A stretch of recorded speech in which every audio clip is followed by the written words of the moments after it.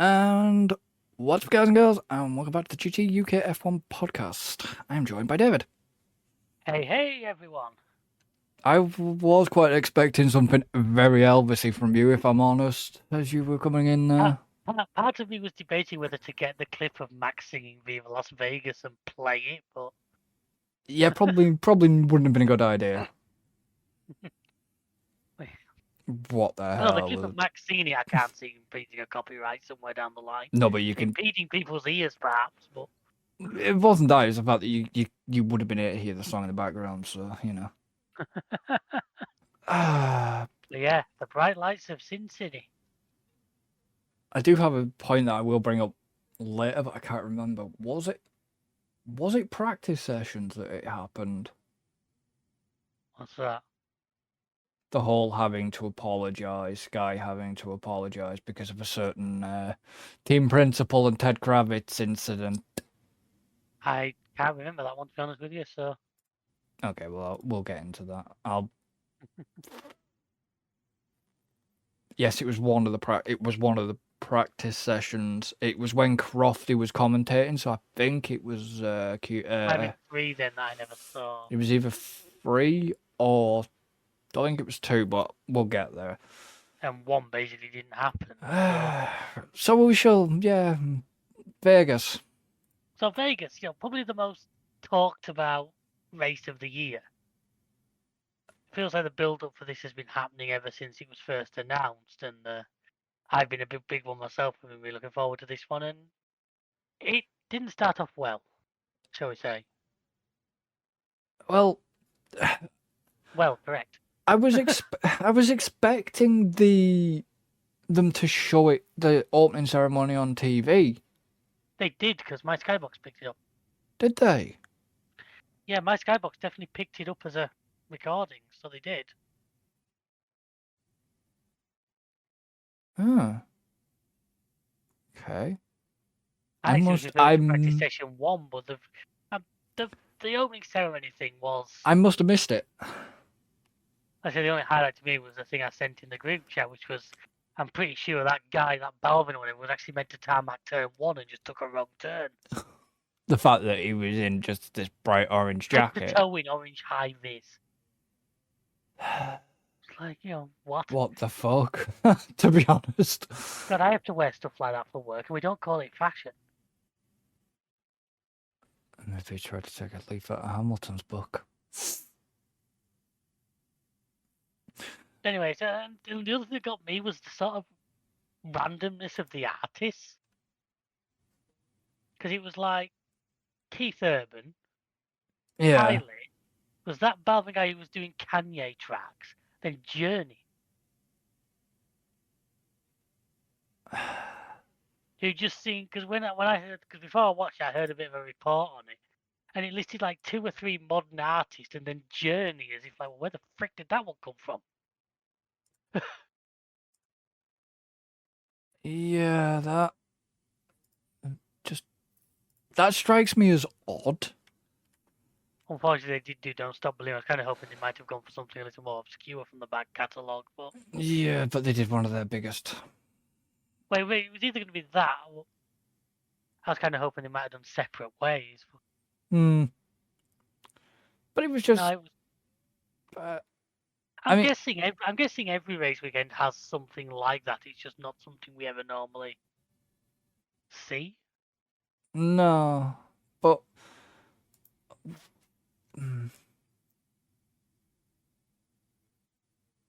I mean, I can't remember where it was, but like driver introductions, wasn't there a dude in... That was part of that. Yeah, it wasn't quite as bad as the cheerleaders and that the first time they went to Austin. But it was like introduced them and they were rising up on stands. To be honest, I'm gonna be critical here. When am I not? You critical? Don't be daft. It felt very Hunger Games-esque. Like, no, that was the only way I could describe it, for the fact that them coming up out of the up onto like the top stage thing. It's like that was very because that was something that happened in Hunger Games. They come up on an elevator with the different districts on the tribute, where for each district tribute in one of the Hunger Games movies, and I can never remember which one. I think it was Catching Fire, which was 2, and that's what I've it. actually never seen any of them. And that's what it reminded me of. It was very Hunger Games like, and I was just like, this is just cheese.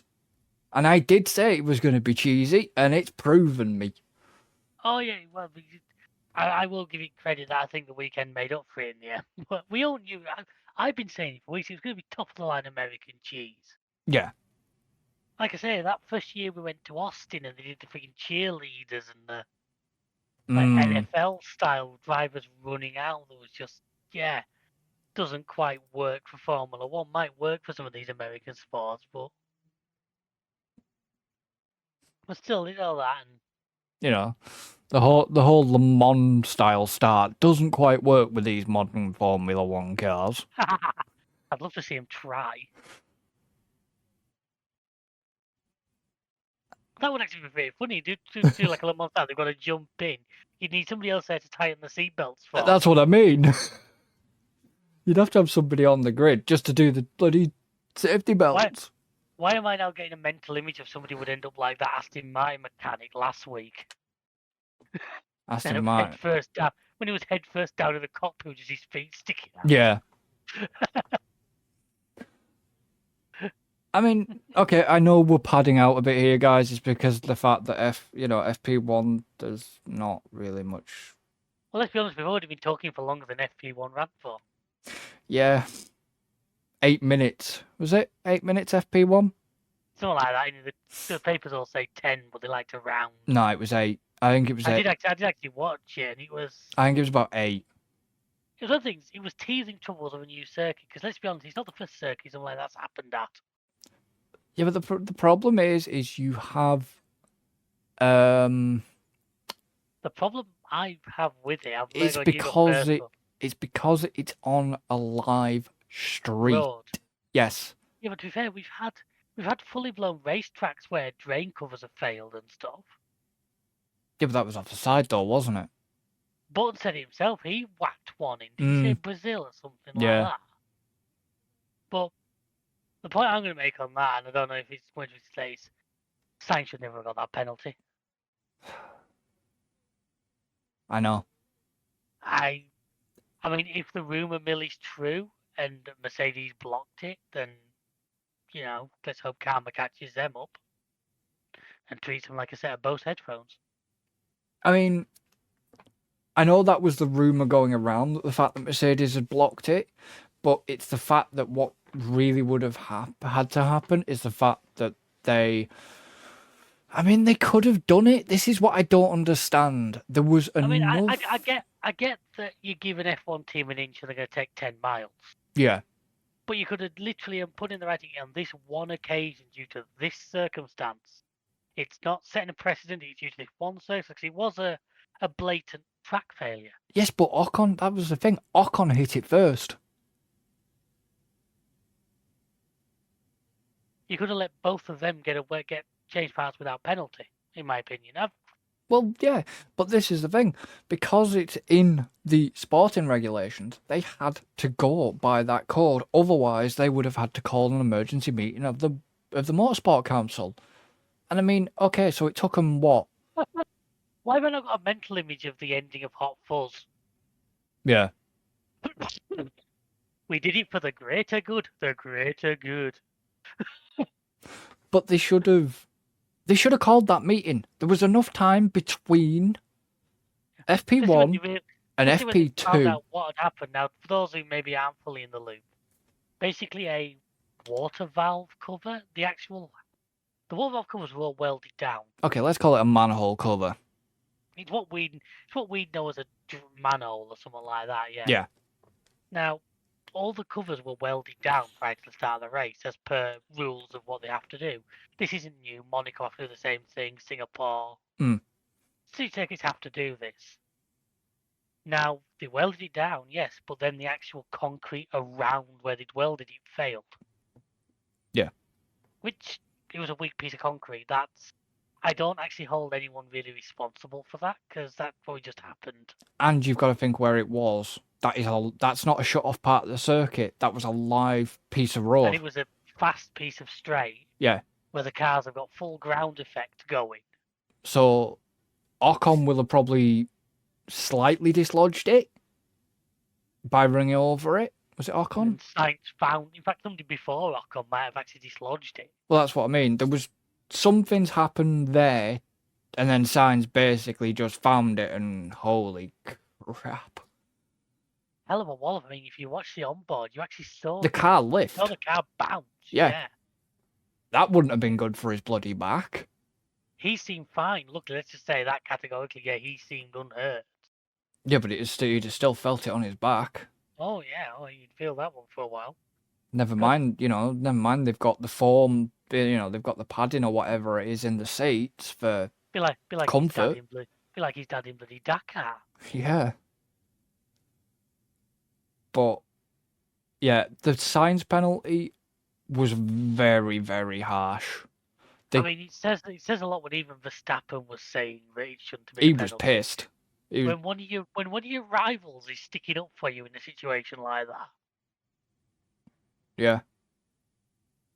But yeah, I mean, Vasseur was fuming. Oh well, it's not just the penalty; it's the money, it's the cost. That's more components. Well, what was that? What did I read somewhere they estimated the repair bill to be nearly £1 million. That sounds on the low end of the scale to me, if I'm honest. Yeah, I couldn't remember the exact figure. For an F1 car, but no, I get what you're saying, and you're right. But what point I'm trying to make is, we're this close to the end of the season. Teams don't want to be putting brand new components in a car for one race. No. It's not worth it because most of these engines aren't going to go next year. So literally, that engine of science is going to do two races, and then he's going to be done. Yeah. Whereas they'd really hoped they could just eke the existing pool out. I mean, and yeah, no, it. But also, the flip side of it was we lost a full session on a track where nobody had any experience. Yeah. It was looking quite doubtful for a while whether FP2 was going to go ahead or not. Yeah, and it got. I had a feeling if we'd got to Sunday with very little running time on Saturday, I thought we'd have some real fun on our hands. Yeah, if we got qualifying. But yeah, it was just. So they eventually decided if concrete fell, which of course meant they had to go and check every single drain cover. At that point, you have to check everything because you can't risk that happening a second time. Well, there was over 32 covers? Something like that. Over 30 odd covers they had to check. But, I mean, okay, so the class, this is what it tells you. So Leclerc got 4 laps in for FP1. Yeah, about 8 cars didn't actually set a lap at all, wasn't there?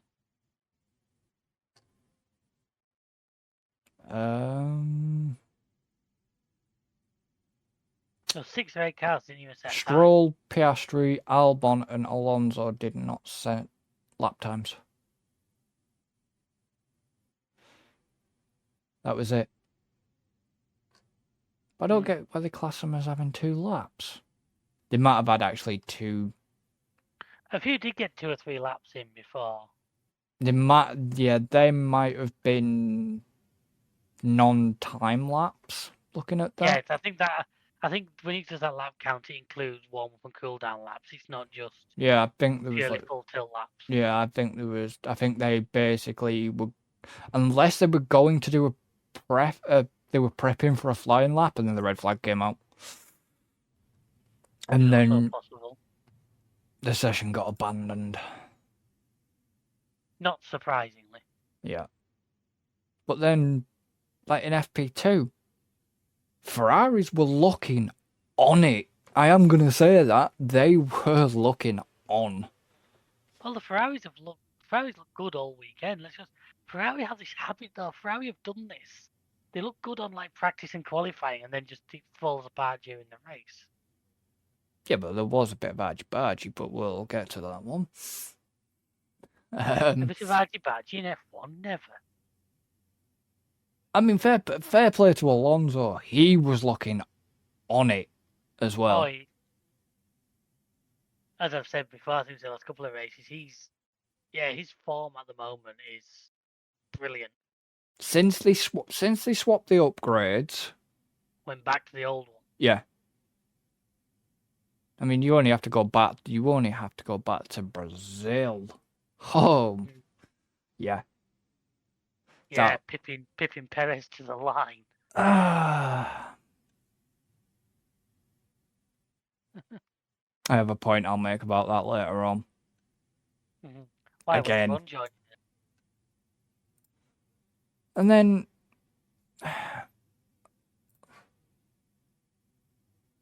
so eventually, after much messing around, we did get FP2 going, albeit an hour and a half later than it was supposed to be. 2 hours. 2 hours. Leading to, and you put this in the notes now, I kind of half caught it. Why were the fans turfed out? Did they give a reason or? Yes. Basically, the security company had to stop working. Oh, well, it hit the end of their hours. Yeah. That's why they couldn't have anybody within the grandstand paddock area or anything, because the security the contractor they got in for security had come to the end of the hours. Oh, right. Now,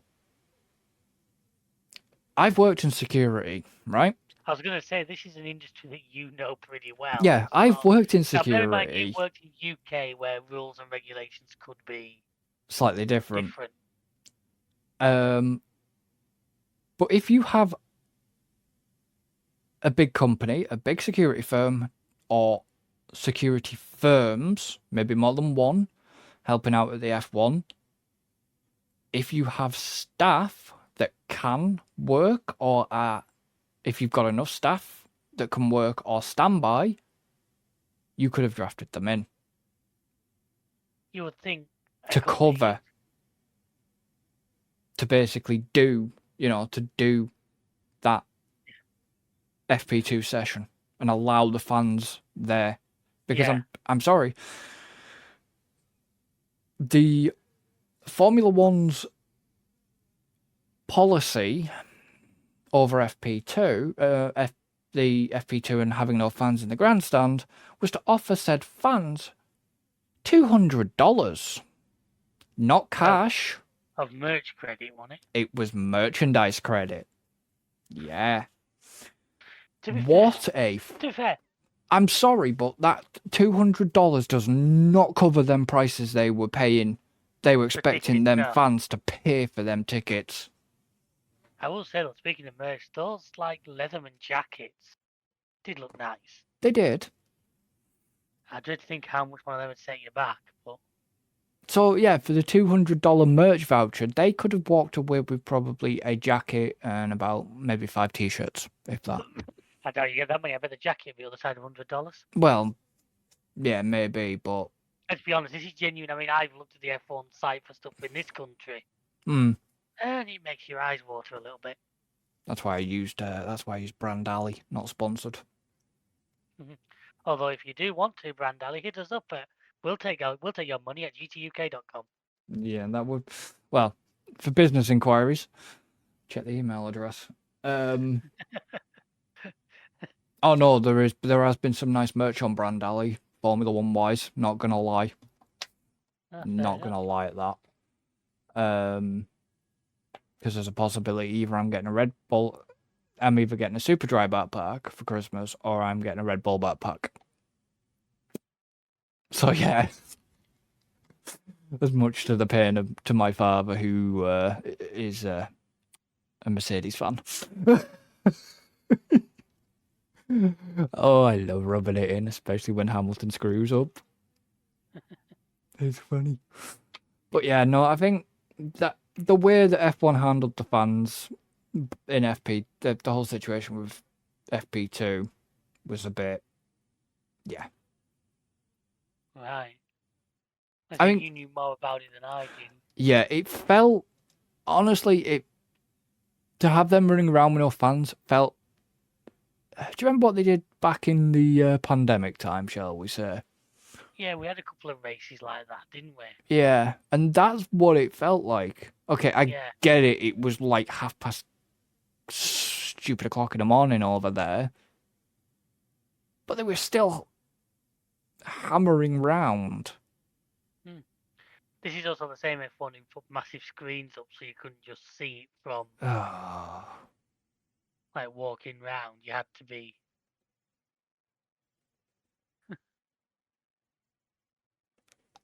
Not F1's finest moment, that one, but it wasn't. Now hearing the reasoning behind it is a bit more than just. It wasn't just petty. No, it wasn't. It basically, that's why I said it was a bit of an embarrassment for F1 in my notes, because it was a little bit of an embarrassment, but I do know the reason behind why it wasn't. It was because the security firm or firms had not enough to probably cover the session, so that's why that didn't happen. And yeah,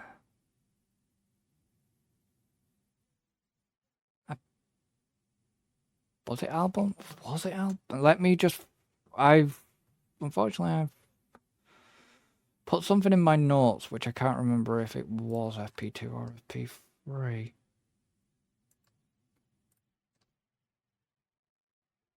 The Albon bump. Is that? I think it was selected. I never saw 3, so I can't comment on it happening 3. But I'm just looking. No, it wasn't 3. It's 2. Looking at the results, it was to session 2, I believe. I wouldn't have. I put it there on. Wouldn't have put it there if it wasn't.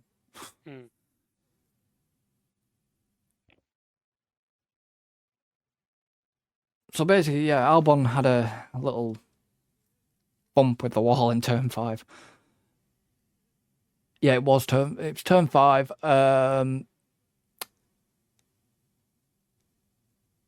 the tyre came off the rim. Something we've seen happen a few times lately. Yeah. And it's a bit.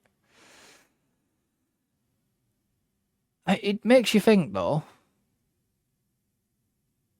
Because it was FP2 because Button commented on it. Because Button said, "Oh, what about the tether?" But then it wasn't until Karoon actually pointed out. Karoon? Yeah, Karoon pointed out that the tyre had come off the rim. And it was just like, was there just not enough heat in the tyre to keep? They were struggling with that one because the temperatures were like the lowest. It wasn't the lowest it ever raced in. Well, they were about. Certainly. I was going to say they were about our temperatures, weren't they? Yeah, but the thing was, what we're experiencing now. The track temperatures weren't. The track temperatures were the same as the air temperatures, and that doesn't normally happen. I mean, well, what do you expect? Now, yeah, but they don't race F1 in England in November for that reason. Because the tyres, you struggle to turn the tyres on. I mean, you saw what it was like. It was like ice for a lot of them. Yeah, but what did they expect? They're in the middle of the sodding desert. Well, you are, technically. Yeah, but deserts are normally hot. Not at night, they're not. Deserts are dangerous places at night. The temperatures can really plummet out there. It's like, you could go to UAE, you could go to the UAE and or whatever and go to the Sahara Desert. Why don't we do a fighting? Why don't we do a fight? I don't know, you'd be alright during the day, but during the night, you'd struggle because of the temperature drops. And that's why I think, like you said, they were just struggling for tyre temp. That and the surface, because it said it was a very, very rare thing there that there was no support races. Yeah. There was no rubber getting laid down. No. No, that's this weekend. One support race will come back. Yeah. I don't know if any like Porsche Super Cup or anything like that's going to happen, but I couldn't, I generally don't. But I know the F2 is coming back this weekend, and I am going to shut up and let you.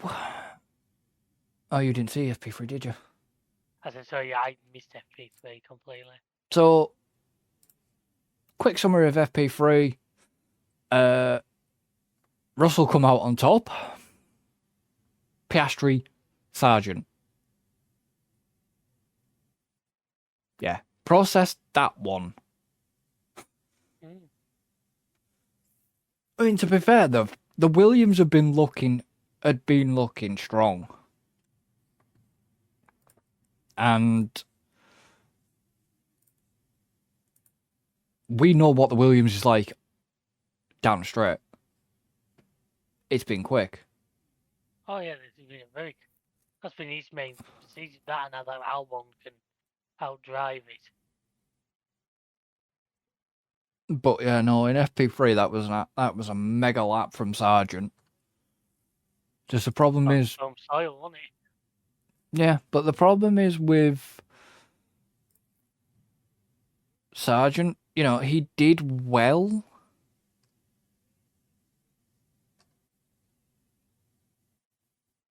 No, actually, no, I can't really say what I'm about to say because I'm gonna have to backtrack that. I mean, why? Because it was a mega lap, and I was about to say, but maybe he didn't do well in qualifying. But yeah, I forgot he actually did. Yeah, that's it. Because I was about to say, he went backwards in qualifying, but then I realised, no, shit, he didn't because he got through to Q3 for once, which was a surprise to me. So, yeah, let's move on to qualifying, shall we? And I'll let you lead this one. Well, I don't know. I'd say the only one that stood out for me was Perez not making Q3. Perez and Hamilton both missing out on Q3. I think Perez, he slipped his timings up a little bit. But then following up what you said, both Williams in the top 6 once Sainz's penalty was taken into account. Yeah. Like I say, Sargent in front of his home crowd managed to put a real show on. Actually, the first time this year, I think he's actually sort of impressed me a little bit. I think we've talked at length about our thoughts on him and his future. Yeah. But does one race. But they say you're only ever as good as your last race, don't they? Which, so, I mean, his case then gives him a little bit of a reprieve at the moment. But I mean, I don't know if... I think we had a great leveler though, because the way it was, because we've gone to a lot of tracks this year that he's not known, but this was a track that nobody knew. Nobody knew apart from simulations. Really? So I think that maybe helped him a little bit because there was a lot more drivers basically in the same boat as him. Yeah. Yeah, that was the way it seemed. I mean,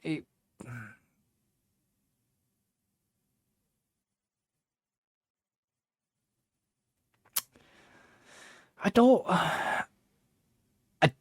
know what happened to Perez. I think Perez just stuffed his tyres. There was something wrong with... I think they basically got his timing. The track was ramping up as the session went on. I think they just got their timing slightly wrong, ended up out of the wrong point. Couldn't get the car turned around fast enough to get out for a last run. It's kind of the same with Max. I think they screwed his timing as well. I mean, yes, okay, he was in third, but... Yeah, he still managed to keep it inside the top 10, but yeah, it was... But I think they screwed him because he was the quickest car at one point. and then Oh, yeah. then the Yeah, but those Ferraris, you've already said they look Ferraris just promising. came along and just went denied. Yeah. It's a shame. Once again, it makes that penalty for science even more of a shame because without that, you don't know. It had certainly been right up there. You don't know how the start would have You gone. don't know how the start would have gone. It was just. I mean, what I will say is, yeah, AlphaTauri. I mean, Danny Rick outqualified Yuki, got to Q2. You claim for any little win you can get in that department, don't you, at the moment? Yeah, but I still don't. As much as it hurts me to say, I still would have preferred Lawson in that car. Well, he was there, wasn't he? You saw him Yeah. during qualifying. He showed him in the pit. I still would have preferred Lawson in the car for the rest of the season. Let Danny recover, get his strength back fully, and then brought him back for next. He had the contract for next season, so there was. I didn't understand the urgency to bring him back. Yeah. All I can think is there could have been some contractual clause that would have lost them a chunk of sponsorship money or something. What, because of the fact that because of it's Austin and he makes a big deal out of it? No, maybe not necessarily for Austin, just in general. Maybe because you've got to assume this is a assume because we don't know for definite, but he'll bring a couple of sponsors with him who'll help to fund his drive, basically. Yeah. Now, those sponsors are going to start getting antsy that they want probably a couple of Australian companies, as silly as it sounds. Could have started getting, look, if you want the funding for the last few races, he needs to be back in the car. Yeah, but the problem was if it wasn't ready, it was tough shit. He wasn't. We got to the point where he sort of pretty much was, hadn't we? That's the thing. Yeah, I know. But what I'm saying is, I'm sure if he hadn't been up to full fitness, then they wouldn't have pushed it. Lawson would have stayed in. Yeah, there'd have been no way he I'm would have gone also in. purely speculating here, so nobody go attacking Australian companies for this. I'm guessing. I know how this works in other forms of motorsport, and I know it to an extent in F1 because although the drivers are paid, a lot F1 of is money. Expensive.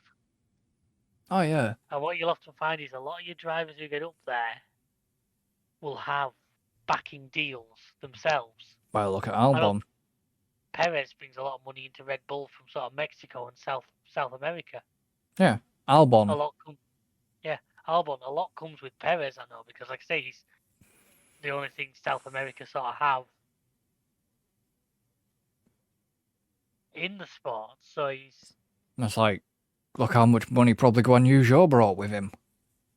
Oh yeah, and you also get other things. You'll sometimes be like, we're pretty sure Yuki got the drive because it was a Honda engine. Oh, we're sure that certainly helped sweeten the deal. We'll have a Japanese driver. Well, apart from that, he probably had money. There's probably money behind him. It was like. I think it could have been Honda paying his fees. Yeah, maybe. But you got the likes of Norris. Where did he come from? Because I don't remember hearing him about. I don't remember him hearing about him in F2. He certainly did. He was in F2, F3 at the same time as Verstappen and all that, wasn't he? Was he? I know Max and Charles used to kart together. I know Max and Charles actually did kart together. Yeah, you follow the lower formulas more than me. I'd need to go back and have a look to see because. Yeah, I don't know, but I know Yuki was an F2. Yuki was an F2. Yeah, now, he was. Came second in Formula 2 in 2018. Yeah. Before that was Formula 3 2016. Ginetta Junior's first in 2014. Yeah. I mean, the one thing I am going to say I know this is a little bit off topic here, but it's worth the mention. Well done, Williams. Well done, Williams, for who they've signed for the F1 Academy. I have no idea on this. You're gonna have to fill me in. I'm just going to mention the name Leah Block. Oh, Ken Block's daughter. Yes. Yes, I did see that. Sorry. Because I sent it. Probably would. I think I saw it. It started being sort of branded about anyway, but What a signing. I mean, this is well off topic, but I did watch the tribute video on the Hoonigan YouTube of her taking the Hooney Pig up Pikes Peak, and she finished it. She'd never driven that car. right. The girl's got no fear. What the hell is she gonna be like? Well, hopefully. This is the thing. What's she gonna be like in an F1, like in an F1 Academy car? Hopefully, this is she could be the one that manages to break through to. Christ. But the thing is, Leah Block. So it is now. We're now sort of F1. You know, talking F1 Academy here. She has a drag license. She can legally drive a drag car. I was gonna say that's not to do with clothes, is it? No, she can literally drive a drag car down a drag strip. Yeah, that just means in a straight line. That's nothing.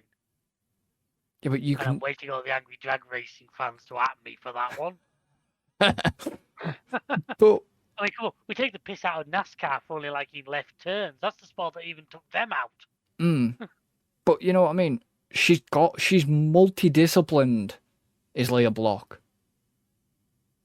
You know, you could be seeing a few, if she can get her head down well, learn. She is a quick learner, as you know, if you've ever seen her videos on YouTube. She's a quick learner if you've ever seen any of the Hoonigan videos. Right. I'm glad you clarified that one because that one was sounding wrong at one point. You know, if she can get her head down and learn the discipline and everything behind the F1 Academy, you could be seeing a future star there. You know, who could beat Chadwick record? You know? I mean, it's a good signing for Williams. And it's probably because next year F1 Academy is going to be endorsed by the teams. Yeah. Which is a good thing. Because obviously, like we had mentioned, Bustamante and stuff like that, you know. It's the publicity behind her and the side, you know, the probably amount of sponsorship she's got is probably going to help things out there.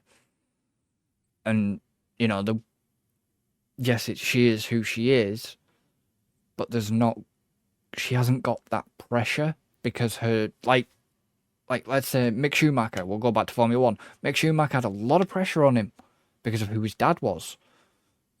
Or is. I will say, I don't want to use past tense on him because he's still alive. No, he's still alive, yeah. I know what you mean. You know, Mick had that amount of pressure when he came into Formula 1 and because of his name. She, you know, Leah has, yes, she had a famous dad, but he was more on the drift. I think he did rally at one point as well. He didn't attempt at rallying, which he actually didn't have a brilliant track record at. No, but... Because apparently when you couldn't do it 400,000 times to practice first, the guy could drive it wrong. I mean, we say that, Kimi tried rallying and didn't do brilliantly at it, so it's a very different discipline. Yeah, so... you know, she's not gonna have as much. Although, to be fair, that is the second F1. That could potentially be the second driver in this sport with rallying history in the family. Yeah, but Leah does have a rally discipline herself. I'm talking about Carlos, obviously. Oh, you're talking about this. Yeah, I know you're talking about Carlos, but Leah actually does have the discipline herself. She's, like I said, she's multi-disciplined. Anyways, we're going way too much off this tangent. Yeah, that's it. Right back on. I think qualifying covered. Apart In fact, before from the fact that, you know, the one thing I didn't understand with Ferrari was lots of things we don't understand with Ferrari. Let's be fair. I know that, you know, Sainz was trying to eliminate his damage. But I just don't see why they bothered. But I get why they did. Because of the fact that... Oh, that's why Stroll got penalised. Okay. So Stroll got penalised. He was overtaken under yellows. Yeah. And... You know, obviously, Sainz basically minimised his damage by starting behind Perez and Hamilton. Yeah, that was fun. Anyways, let's move on to the race. Anything else you want to add? Go ahead. Anything you want to add quickly? No, I don't think I've got nothing from that session, certainly, to add. So, obviously, as you've just heard, obviously, we talked about Sainz and Stroll getting their penalties. And then we go... So, lights go out. Well, let's go into a brief mention to what was possibly the most chaotic grid walk of the year, which is saying something based on some of the ones we've had. Let you take this because I have no clue, because I muted the grid walk, so this one's down to you. I'm not all the amount of people on it was insane. The amount of people... Shaquille O'Neal with the extra long microphone wire just got me. As I said to you, I still gutted that when he made a beeline for Kylie and totally missed Terry Crews, who I think would have been a 10 times funnier interview. Terry Crews. From White Chicks and all that. Oh, he does. Doesn't he host America's Got Talent? I think he does. I don't watch it, but really, really jacked guy. Why didn't you just say Brooklyn Night? Brooklyn. I haven't watched that, but I guess I do know he's in that. Yeah, he's in that. But yeah, no, I know what you mean. Yeah, it's Latrell from White Chicks. Yeah. I've seen White Chicks when he's in the car singing to Vanessa Carlton. He probably would have. Absolutely. Whenever you see him do anything, he must be. He obviously doesn't take himself seriously. No. Which is something I've always credited Shaquille O'Neal with. I must admit he kind of came across as a bit of a prat in that grid walk, but I won't say that to his face because he'd punch me and I'd never see daylight again. He'd have to fucking reach you first. What do you mean? It'd be easy, be like cartoons. He'd knock me into the ground like a fucking nail. He is tall though, gotta admit. Well, he's always been a... Holy crap. Like I say, I always think, whenever you watch him in films, he always seems to be, like I say, he just doesn't seem to take himself seriously. But no, Terry Crews, I think I agree. Terry, if he was there, he would have been a better interview, yeah. But, than Kylie. O'Neal literally, Martin tried to, and all he went was, Lewis Hamilton, baby, and that was it. As he walked past, that's all he said, which was a bit like, okay, that's a bit of a prat, but... Yeah. I honestly could see the grid walks disappearing either next season or very soon, I think. To be honest, I wouldn't blame mine. As long as they don't have... Would we overly miss them? Probably not. No. As long as, like I said, as long as they don't try and replace it with the likes of Danica Patrick and... You'd end up being Karun or something like that, I bet you, if they went to anybody. Don't get me wrong, when when oh my god, what the hell is he called? Johnny. Andy Davidson also did one this year, didn't he? If I remember right, when mine wasn't there. Yeah, was it Johnny Herbert on last Like, year? But what I was gonna say, I don't think they pick like Danica. They'd use an ex F1 driver because I think the ex F1 drivers get a certain respect. Yeah, It but just helps them do it. yeah, but that was a problem when they did the grid walk. They used like is it Bernie Collins and all that lot for one of the grid walks, and it was just like what a train wreck. Because it was because Danica Patrick was there involved in it as well. It was just an absolute train wreck. I can't remember that, but yeah, I can also see. I think my favorite. I think it's just. I don't know. Maybe I'm wrong. But I if it personally, does disappear, I wouldn't be. I personally surprised. think, I just personally feel that they need to go. There was also the one where Crofty interviewed the crowd instead, wasn't there? No, it was mine. Was it mine? That was Belgium, wasn't it? Yeah. Yeah, because he said I'm not going to do a grid walk. I'm going to do the crowd instead. Which I actually no, well that's what he said. He was going to interview the crowd, and it's like I actually preferred that. Yeah. Compared to this grid walk bollocks that we get. I know they like to talk to the I know he likes to talk to the drivers and all that lot. I know, but no matter how many times we say this, look, yes, we get it. You're there to promote some shit, but you need to give. Yeah. You've been invited by. The driver's point of view, how many other sports, literally 5 minutes before they start, is there suddenly a microphone shoved under the nose and asked to.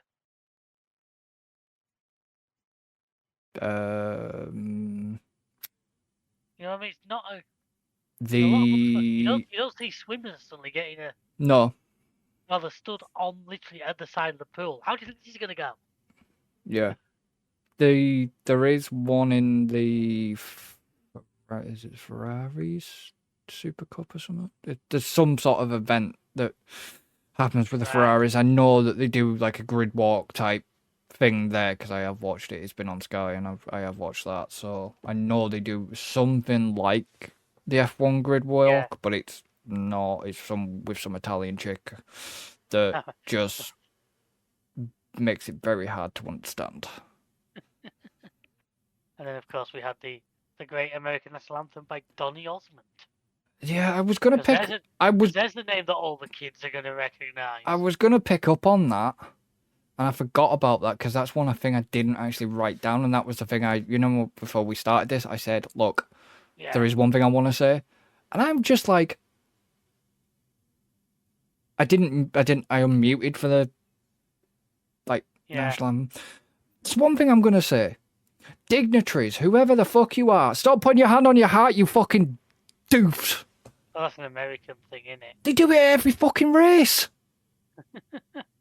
They do it at every bastard race. It just looks fucking pathetic. Oh, got me like, F1's here trying to appeal to a younger audience. Yeah, Donny Osmond. Because all them kids know about the Osmond. I know about the Osmond, and I was just like, what the actual fuck are you doing? It's just like, oh, come on. And let's be honest with you, in Vegas, they weren't short of people there who could have, artists doing residencies. Well, yeah. They booted one out, to be honest, we're going to say it, they booted one out of the Sphere. Yeah, but let's be honest, anybody who manages to boot U2 out of something deserves a medal. I'm not a U2 fan, in case anybody listening hadn't gathered. I'm not a U2 fan, to be honest. But they are to rock music what piles are to comfortable shits. It was just... Wait for that one on a t-shirt. It was just... That's just thrown him off his train of thought completely. It has. Oh, it was just weird. I'm okay. And then we got racing. It was a nice rendition of the national anthem, but the fact to have Donny Osmond. But yeah, no, seriously, the dignitaries. If you ever get to do watch the national anthems and keep watching the national anthems back, Oh, right. you do see the dignitaries do this whole hand on heart shit. Well, that's always been an American thing for national anthems in general. I know it's always. And Let's they're, not forget, it is very American and heavy. Is the they panned right across, and there's Stefano Dominicali with his hands down by his side. Good boy, Stefano. Good boy.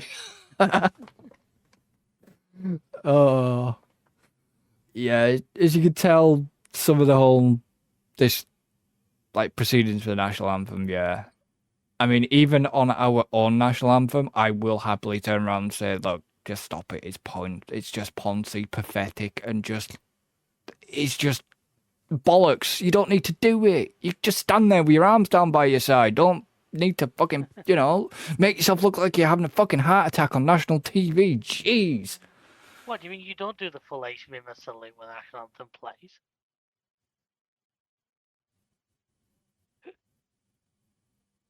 No. Oh, fair enough. Just me then. Nobody will, and unless any Americans won't understand that, because I don't know if they would get that reference. Yeah, I don't know if you ever made it across the American version of Red Dwarf. Probably not. Well, it did. I think it only made the pilot in the end, but I don't think they carried that on. But yeah, let's get into the race. Yeah. Lights out and away we go. Yep. And immediately to me, there needs to be a harsher penalty for for pushing another driver off the track. But the thing was yes, they warmed the tyres up, but yet even with them sitting, one thing we will point out as well, the grid was like Monaco. The back of the grid was around the frigging corner. You had to have a separate set of lights so they knew when. Yeah.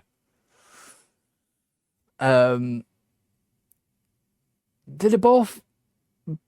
Tyres would have cooled down quite quickly, I imagine. Oh yeah. So, I mean, you've seen shit like that before. Brazil. Yeah. But at the end of the day, and I've been a big believer in you look less harsh on turn one incidents. But I'm sorry, Max should have got more of a penalty than he got for that one.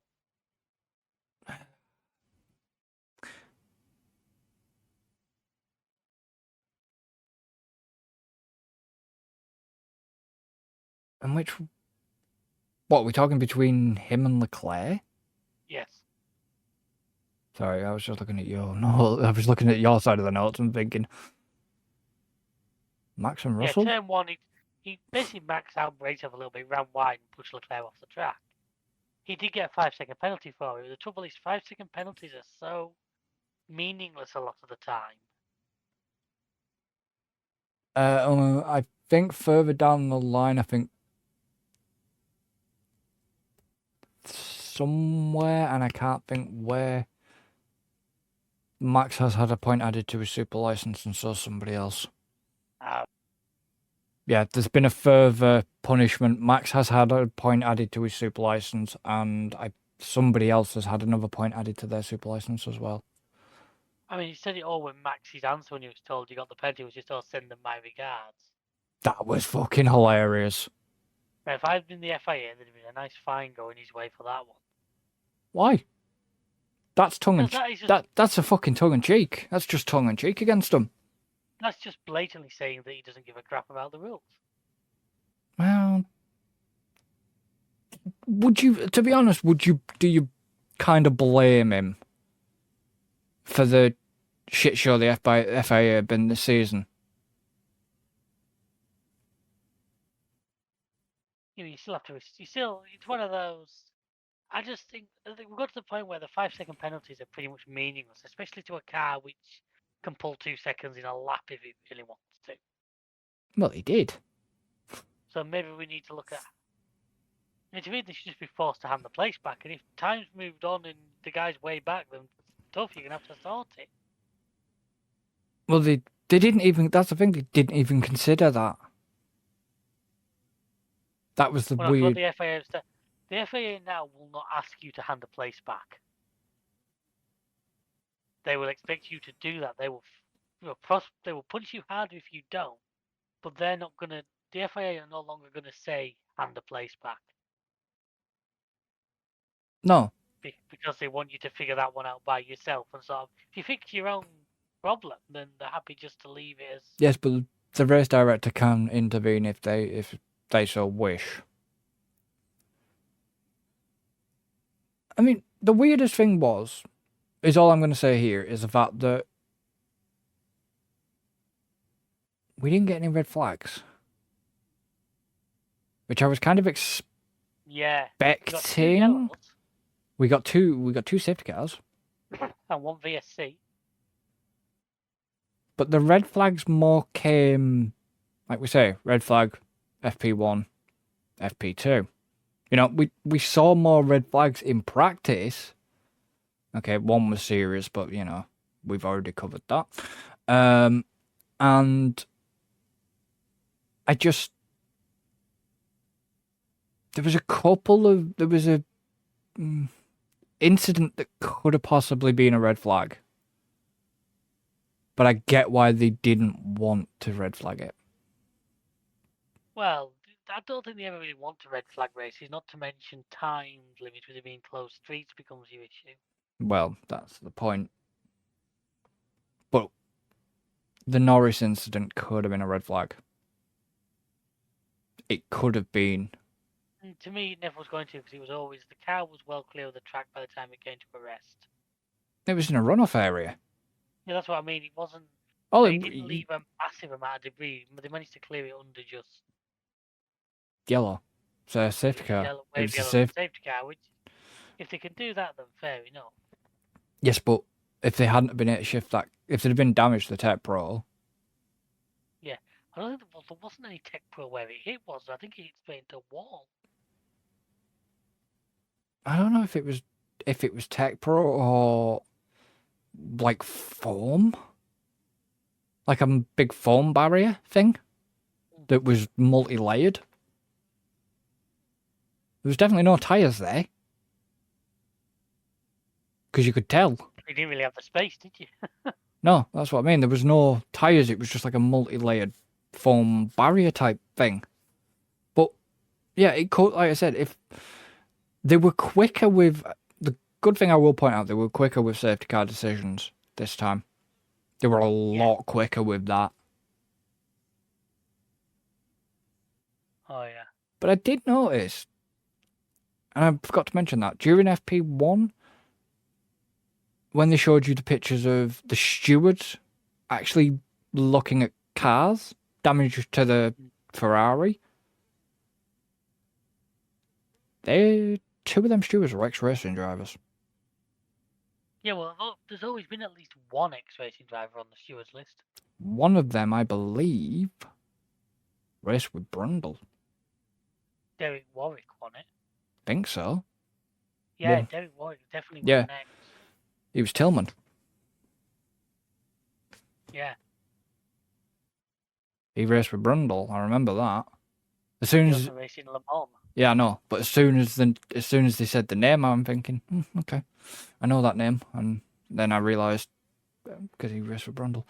But yeah, I don't know, with the whole penalty thing. It was just. Excuse me?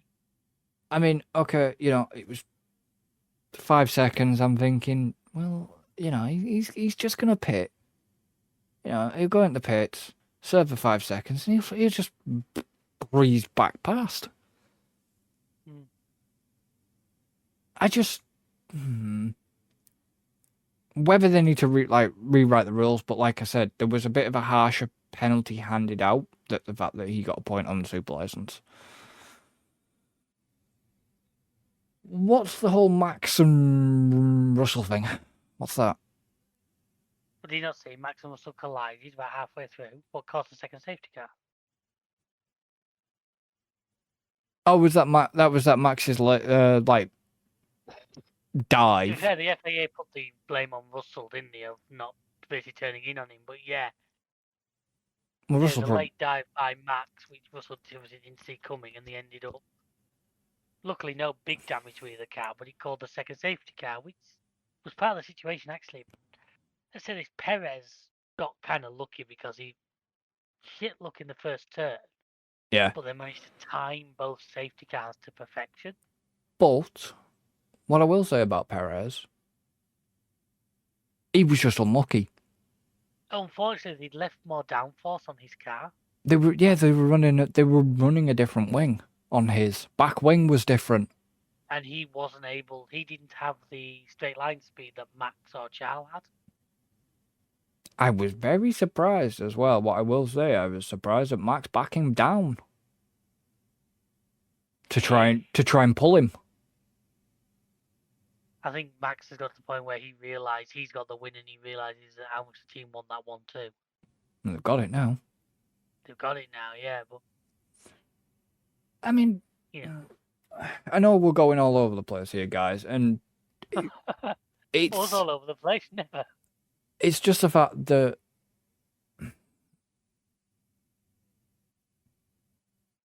there was a lot going on in the race, but there kind of wasn't. Because the field spread got a bit... That's when one thing I noticed, it did field spread for a little bit. And then when the pit stops happened, your field spread got a little bit worse. Wasn't until a safety car... Well, we said this before about safety cars. They are good at that, about bringing... That it brought the field back. Yeah.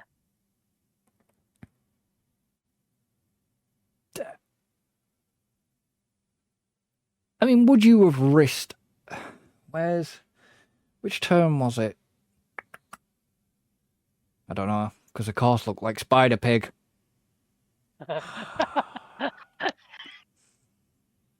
Spider Pig. It did. Spider Pig. It was an upside down pig. It was Although, as I pointed out, it was a pig with no tail, so it was a Manx pig. Yeah. It was just like, what? But, was it turn... Where was most of the overtakes? Was it turn... It was into 8, wasn't it? Was it not 14? Because there was the one, and I crap with numbers. Really sharp. A little inner curb really pushed you out towards the wall on the outside. It was where the Max and Russell incident happened, and I'm amazed we didn't get more cars into that wall, I'll be honest.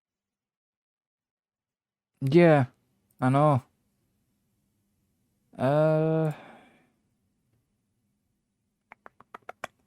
Sorry guys, I've got the circuit map in front of me. No? Turn 9? No? This is somewhere around there. There's turn 9, or you've got turn 12, or 4. No, I think it was 14, wasn't it?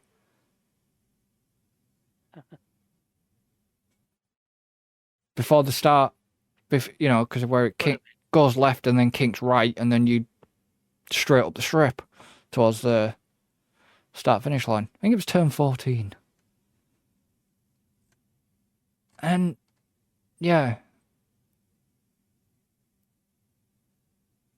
I mean, I hate it when F1 do this. They put it in kilometres. It's really annoying. Yeah. Guess who holds the lap record for Vegas? Considering we've only had... Piastri. Yeah, Piastri. Yeah, because he got fastest lap. Yeah, Piastri holds the lap record. Which... Yeah. I imagine that'll get beaten probably next year, but... That's his little claim to fame. It might not, you never know. Depends what happens. What else is there to really say here? We'll talk about the end of the race and the little Rolls Royce journey they all took. So that was it. You had Norris obviously crash. It turns out that Norris's crash was actually caused by the bump. After they checked the findings, it was, in fact, that bump that caused him to, lose control and... As I've said before, though, don't forget, I say I will give some credit to a brand spanking new circuit that you could have issues like this, and it's these things happen, and at least we know, and things will get changed for next year, no doubt. But will it though? Because that is a live part of the road. That is a live road. Yeah, they'll be able to do more with it now they know. Hmm. And then obviously we had Hulkenberg retired. Can't remember why. Did you catch that at all? No, it was just a failure, wasn't it? But I honestly didn't. Yuki was out with a gearbox issue. But he went the same place that Hulkenberg did. On your side, do you want to highlight the Alonso thing? Well, I just we saw something we don't see very often, which was a mistake from Fernando. One of your turn one, he got a great start, steamed in, and then just couldn't get it turned. Well, unfortunately, that caused a bit of a chain reaction, which then caused a little bit of a kerfuffle, shall we say. Yeah. So obviously, as you know, if you watched the race, it was Max, Leclerc, and Perez. Now, towards the end, it would have been Max and Perez. But Leclerc, holy crap, he had some cojones. Is all I'm going to say. Jesus. I was kind of picturing the whole Alonso and Perez battle from Brazil happening again. But if Leclerc hadn't judged that right, that could have gone really wrong for them both. But yeah, the way he passed Perez, and it was the same. It was the weirdest thing because it was the same corner that just a few laps ago they'd already exchanged positions.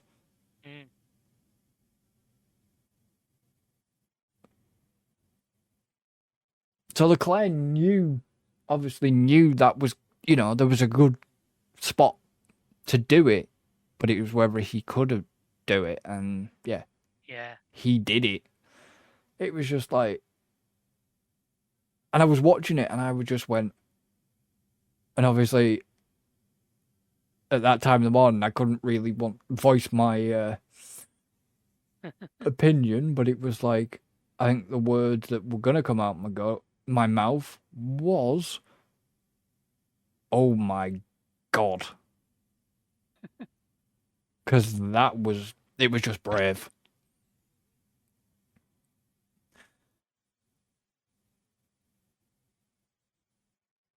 So going towards after the race, and I'm going to hand quickly to David here.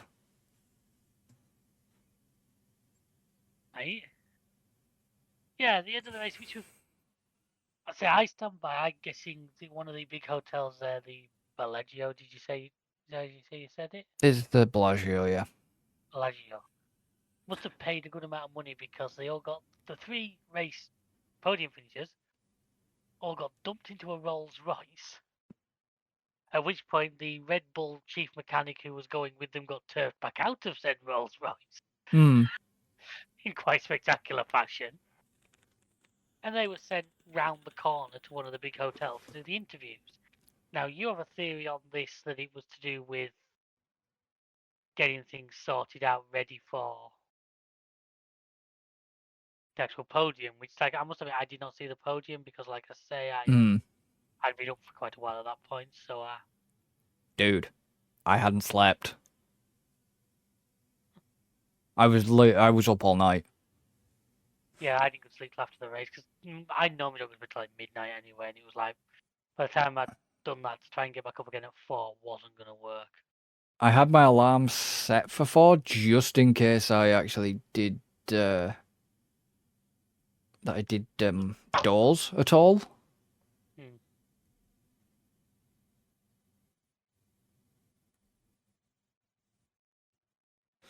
And yeah, I mean I was expecting it to be an American car, but I tell you what, that Rolls Royce could shift, especially on the way back. It shifted.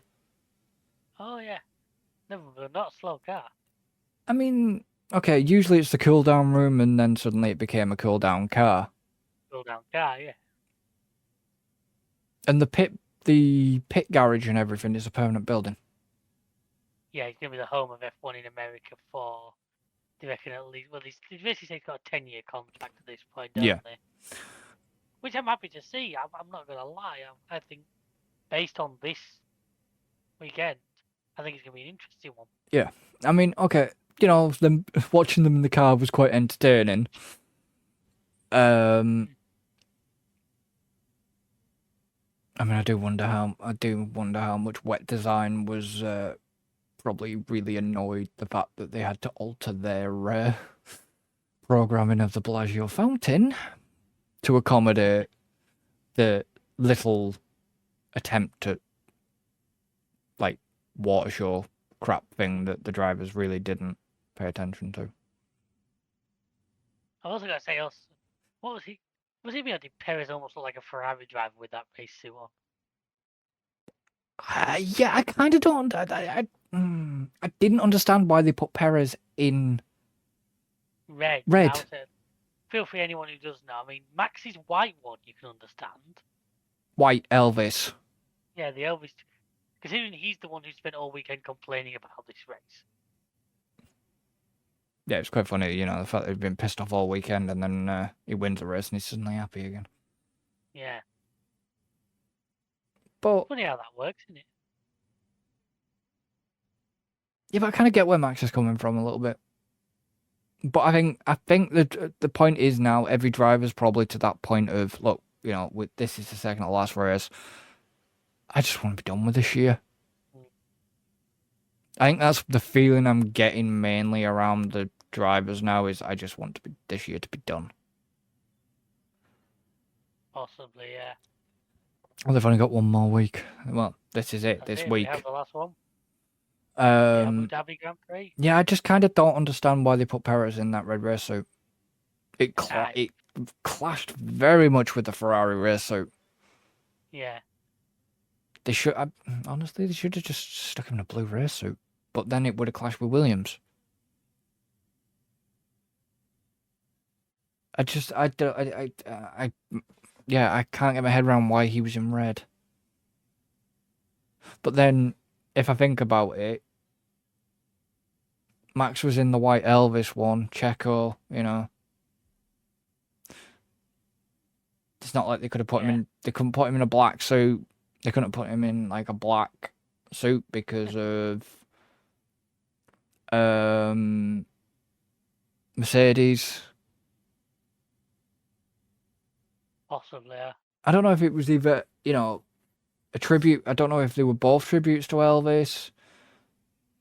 Because as you know, Elvis... Possibly, I certainly can't recall a red Elvis suit in the past, but that doesn't mean there wasn't one. I'm not exactly the... I possibly do. I Elvis. Maybe think Elvis did possibly wear a red suit as well. Let us know in the comments below, folks. Yeah, I'm not sure, but it's... Yeah, like I said, the whole Bellagio thing, I think was just time so they could get that podium thing wheeled in. Yeah. And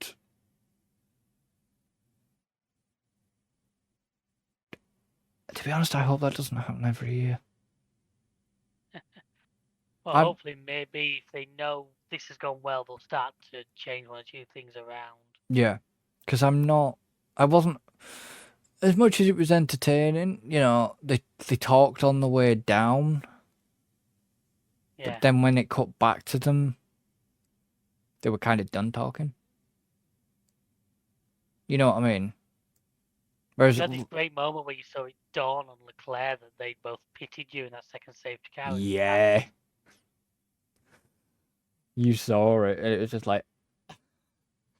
Oh.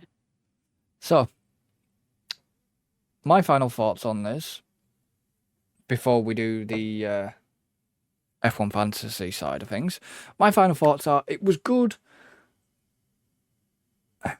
I think there was a little bit too much hype about it, if I'm Yeah, honest. I can understand where you're coming from there. Because there was a point, obviously certain points of the weekend, a lot of hype surrounding it. Didn't kind of happen. We had a good race, honestly. There was good racing around there. Field spread was a little bit too much at times, but then, it had to create, there was an incident to create to bring back the excitement a bit. Yeah. And it was also, I think part of that field was due to such a fast circuit. yeah. And then, it just went back, went back to normal. And then we got exciting towards the end again, like Brazil. Yeah. Your final thoughts? Just, I honestly think that we had a good. I'm excited about Vegas being part of the calendar for a good few years now. I think we were all a little concerned it was going to be all glitz and glamour and no substance. Yeah. And I think it actually proved us wrong on that one. Like I say, it needs work. The circuit needs work, but it's year one. I'm willing to excuse a few teething troubles right at the beginning like this. I bet Ferrari's legal department are wanting to send a massive bill to Vegas. And you never know, something like that might happen in the background. The state of Vegas for recouping. Well, it won't be the FIA would sort anything like that. You wouldn't go direct to Vegas. The FIA would deal with it. But you never know, something might just happen in the background just to help out a little bit. No, it would directly go to the state. I doubt it would because you're working under F1 at the time. Yes, you're working under F1, but you're racing on technically public road, so it would go to the state. Roads that are closed and it's closed off. But well, either way, we're splitting hairs here on some of that. But it's still technically Vegas's property. It's not FIA's property. It's actually technically still classes under the state. Possibly, yeah. Any other thoughts? Not really, no. Just let's see how badly I did in the Fantasy League this week. I don't want to know how I've done, to be honest, but people will want to know. So, you're about to see what. Alright. Oh. You didn't do too bad, boy. 4 points behind you. You didn't do too bad. What give you the shitter then? Norris. And Williams is my team. I'm guessing I've got Williams where you've got McLaren. I think is where the difference was made. Yeah, but Norris lost me points as well. Yeah, but Piastri won and McLaren won, whereas I've got, say, Williams there. So I think that's where I lost the bulk of my points. Yeah, but at least Guan Yu give you points. But either way, I think now I'm comfortable in third. I don't think I'm going to be catching you. In fact, what? I think you've been won it to this, but I don't think you think Alan can catch you now. What did Alan get? What did his second place team get? 241. So he took a big. But the trouble is, as I've said before, whereas the numbers might be there, we have so much crossover in our teams. Yeah. That, like I say, I'm pretty sure now you've got this. Yeah.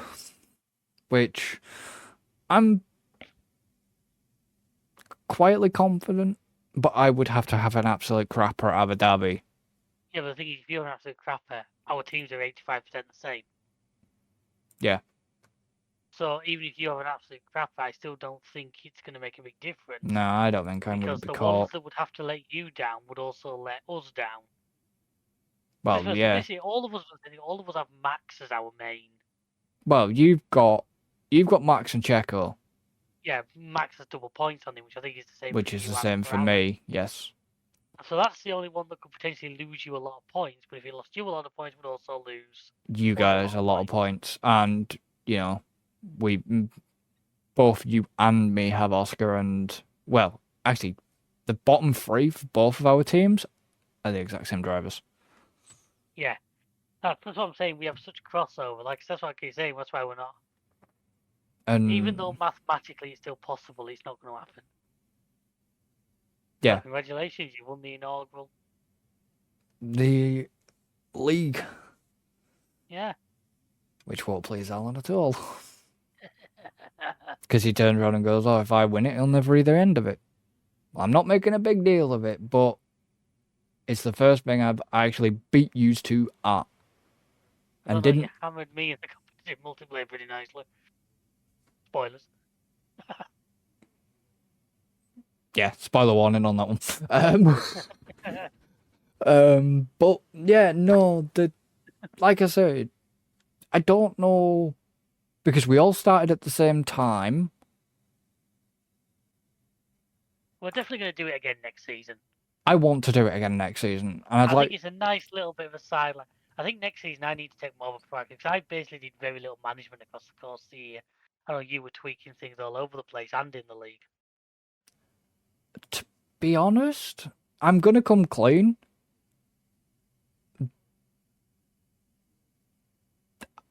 I'd only change. I think I eventually brought.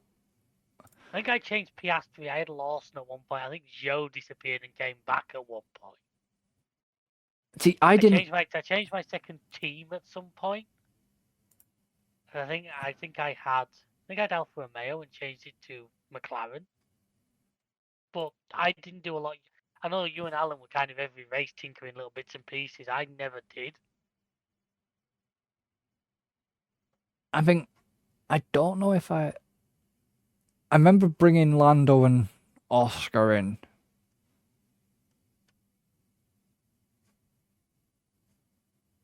I think I actually can't even remember. I'd have to literally go back to the Bahrain Grand Prix and actually look at my team. Yeah, because I had Ocon, Gasly. Oh, actually, did you go to the league? Does he do that? Yeah, if you go to your all races, so you go to Bahrain. Wow, okay, I did change more. I had Leclerc and Sainz, Magnussen. In fact, Perez is the only driver I still have. Yeah, Perez is the only driver I still have. And my teams have changed. Yeah. Because I started with Max. Okay, I stand corrected, and I obviously changed more than I thought. I started with Max Alonso, Ocon, Gasly, Bottas, Red Bull, McLaren at that point. I don't think I really... Yeah, I didn't change my... I like that. I said a minute ago I didn't change anything. I changed everything. You practically did. Yeah, I didn't realise that. You know. I didn't change anything. That's the problem. Looking back, I started to change around Miami. Didn't change my teams at the bottom. I started to make a change around Miami. And then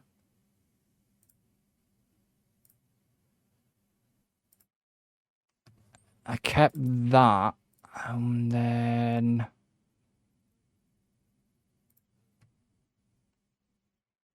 when the hell did I bring Norris in? Nope. Might have been for the... Was it Silverstone? Obviously, people can still see what I'm doing. No, it wasn't Silverstone. Damn.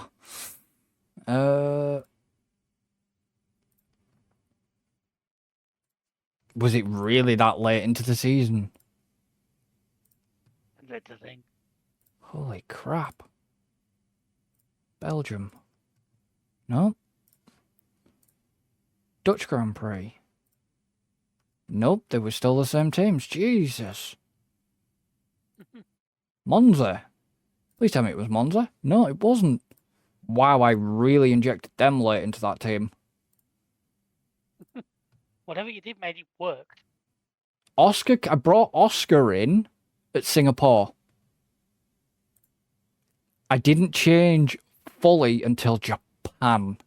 So I didn't bring Norris and Guan Yu Zhou in until Japan. Oh, right. So it was very late in the season. think you basically led it pretty much all the way through, though, haven't you? I've led the league standings. There have been races where I've not been at the top. Oh yeah, no, that what I mean is you've led the league pretty much all year, I think. Yeah, I have. The entire season, I've led the league. Alan got close to me at one point, and I'm thinking, but no, fair play. But the only rule I would like to make next year is we basically all have one team and one team only. Yeah. And I'd like to throw it open anybody listening to this podcast who wants to take part. We'll try and do. It was a very late decision. It was my idea late on in the season, wasn't it? Yeah. Start of the season. We do it earlier, and we also throw it open to listeners. That would be nice. You know, if you want to get involved, it's the F1 Fantasy League. Fantasy.formula1.com. Oh, in fact, actually, it might be a better idea. We'll discuss more of this off, but maybe having 2 leagues, one with listeners in and one with just us. Yeah, we'll have personal and make it easier for us to private see. league, but yeah, it's just going to be something rather interesting. I think it would make it more fun, and you know, anybody that does want to get involved, in it, there is ways you can obviously get involved. Yeah. By you know, you can come onto the Discord, or you can get in touch with me on Twitter, and I'm still going to remain and call it Twitter. Obviously, the link for everything like that is in the description. So I think we're going to leave this one here. And then we will be back, obviously, Next Monday for the final race of the season. Yeah. Anything you want to add, David? Just thank you to the listeners for this season. Thank you for this season. It's had its ups, it's had its downs, and it's been a wild ride. Certainly has been an interesting one. So we shall see you next time. So until then. Later, folks. Goodbye for now.